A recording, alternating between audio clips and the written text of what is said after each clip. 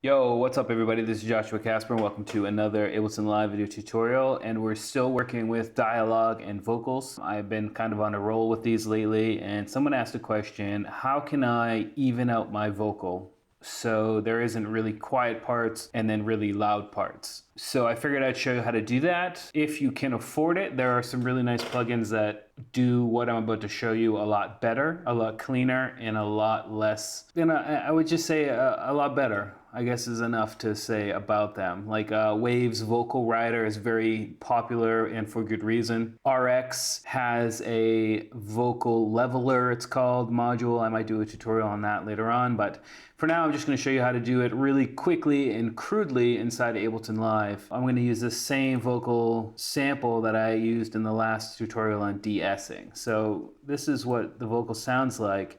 And before we even start, you can see that the end here looks like it's going to be quieter than this part. So let's listen.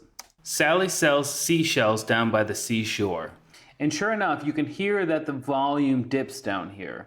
It's not overly crazy or anything like that, and perhaps your vocal or dialogue take does have something crazy, but something really crazy, you want to go in and maybe use utility control to manually adjust the volume changes. But for something like this, which is kind of like a natural fluctuation in the vocal take, you can use the compressor, and it's actually quite simple. So I'm going to go to the glue compressor and drop it on the channel.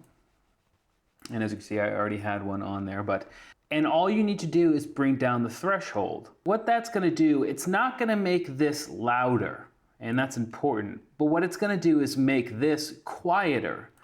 So anytime your volume goes above the threshold, which in this case is like 19 dB or 20 dB, negative 20 dB, I'm sorry, the compressor is going to attenuate the sound and bring it down, and that has to do with the ratio. What we're going to do here is just leave the ratio at 4 and just let this play and see what this sounds like now. Sally sells seashells down by the seashore. And without it, Sally sells seashells down by the seashore. Sally sells seashells down by the seashore. So we're getting a little bit, and actually you can really hear it. It's audible, the difference. It's leveler. But we can really crank it down so we can get a better idea of the concept here. This isn't what you would do to your vocal take. You would do something much more subtle just to give it a little bit more level, because like I said before, it's very natural to have louder and quieter parts. And we don't want to make it completely flat because that would just be unrealistic and unnatural. So I'm just going to turn it way down and we can have a better listen to what's going on. Sally sells seashells down by the seashore.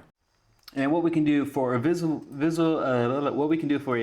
representation is freeze that track and then flatten that track. And as you can see, like I said, it doesn't make it louder, it just makes everything else quieter. And if we turn it up, you can see that even the waveform, it's very visual, it's very apparent that this is closer to this than up here. And again, if we turned it down to something a little more, something a little more practical. Seashore.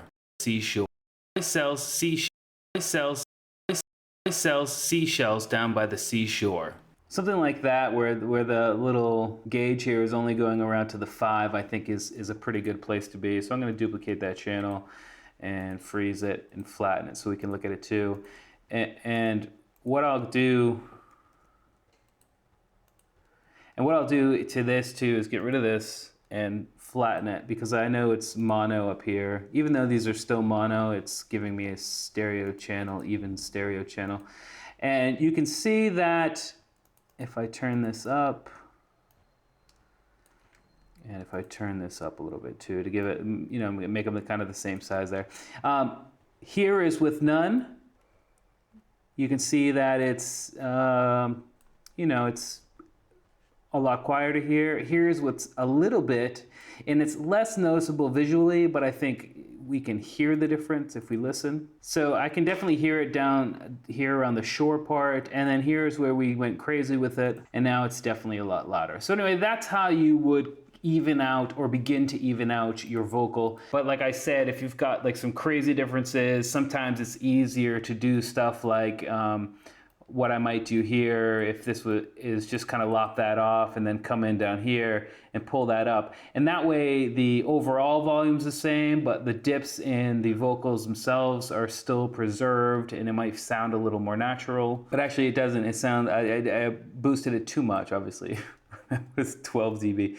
But I mean, that sounds a little bit better. That's another option too. And just a quick another note, if you have any clicks or anything, just kind of use your fades there and that will work it out, smooth it out. And obviously another way you could do it, and I'm going way past what I wanted to do for this tutorial, but we might as well cover it. Let's just say that it's like that. Another way to do it is to take the utility and pull it up like that. If you're going to be doing like a lot more intricate work for something that's really important to you. But anyway, that's how you do it inside Ableton Live using the compressor. I think it's the best way. Make sure not to go overboard, because if you compress it too much, you'll lose the natural kind of flow of dialogue or vocals. So anyway, I hope that helped. We'll see you next time. Peace.